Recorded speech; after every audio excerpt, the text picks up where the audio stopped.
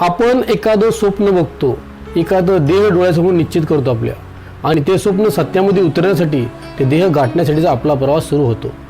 सुरुवातीला सामान्य वाटणारा हा प्रवास हळूहळू संघर्षमय होतो. आपण संघर्ष करत करत, रात्रीचा दिवस करत करत, दिवसाची रात्र करत करत, अनेक संकटाचा सामना करत करत आपण त्या स्वप्नापर्यंत जाऊन पोहोचतो, त्या देहापर्यंत जाऊन पोहोचतो. पण काहीतरी कारणानिमित्त आपलं ते स्वप्न भंग पावतं, आपलं ते देह आपल्यातून निसटतं आणि आपण शून्यामध्ये जातो.